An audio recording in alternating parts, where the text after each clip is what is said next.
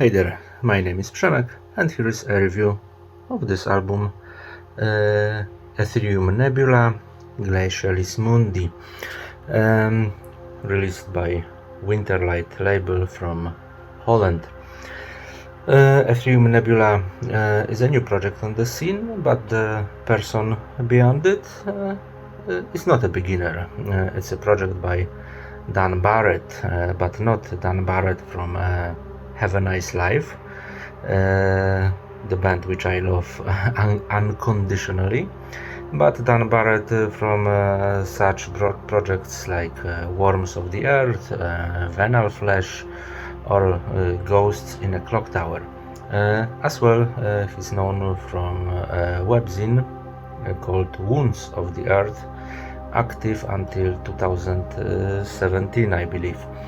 A busy man, that's for sure, especially that a couple of months ago he launched a label, Arcane Dirge, with his mate Henrik Karlsson. Sorry. And on this, on their very first compilation, Arcanum Volume 1, we had the opportunity to listen to Aetherium Nebula for the very first time. Anyway, I think this is the first time when dance music is not based on rhythm one way or another. The projects I mentioned before were like electro-industrial or IDM or tribal ambient, so the genres where this rhythmic dynamics is a crucial ingredient, but not this time. I think the cover may show you the direction of Aetherium Nebula music. Yep, dark ambient, space oriented, but let's see the cover. This is how it looks like. This is the inside.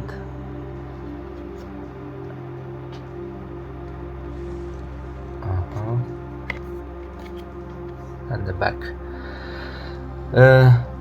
Lovely, to be honest. I don't know what is this technique. I'm not an expert in graphic design. Not sure if it's hand painted or made with the computer or some software and later processed so it looks like hand painted. But what I love about it is that it reminds me of the covers of old science fiction books, you know, 50s, 60s or 70s paperbacks editions of classic Robert Heinlein or Isaac Asimov or the other authors' novels. I have a weakness for these covers. They had this very unique atmosphere, even if the execution was sometimes cheesy or clumsy and not of the highest quality. I know that Dan is also a fan of science fiction literature. In one of the interviews, he mentions such authors like William Gibson, Alistair Reynolds, Greg Egan, Hannu Rajaniemi. I don't know about this one, to be honest. Peter Watts, Stephen Baxter, or Ian M. Banks, and also Neil Asher. Well, what can I say? These are some of my favorites as well, maybe a part of Hannu Rajaniemi, because as you can see, I have within a reach of my hand Greg Egan or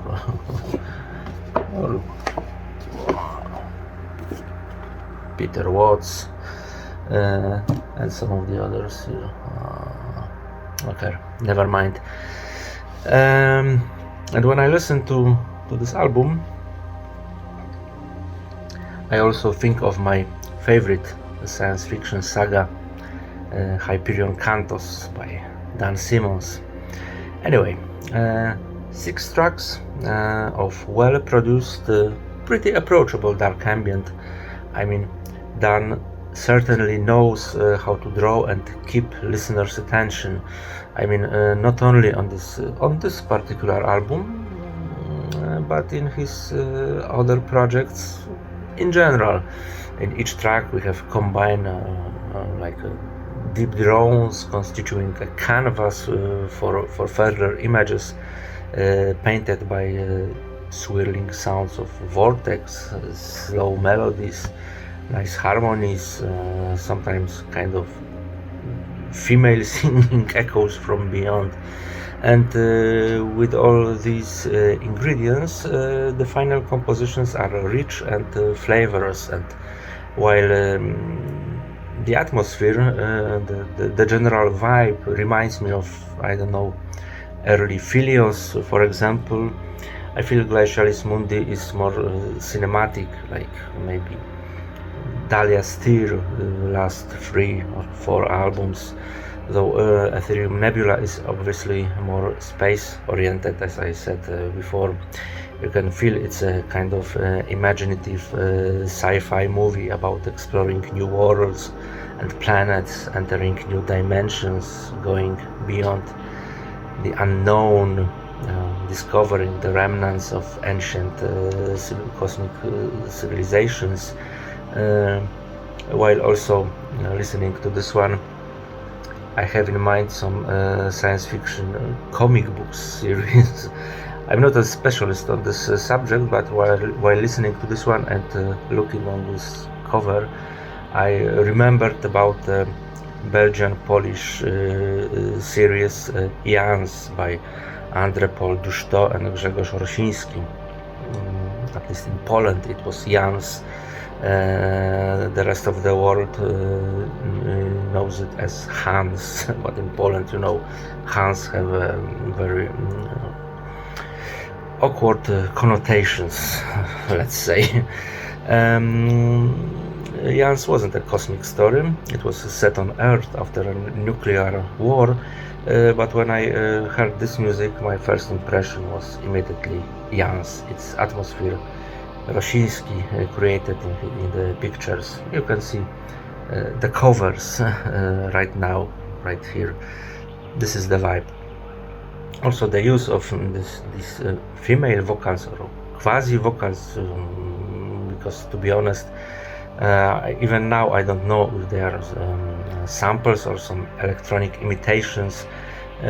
This reference may seem a bit irrelevant, but they make me think of the strange and mysterious realms from 90s video games like Myst or the first Unreal, for example.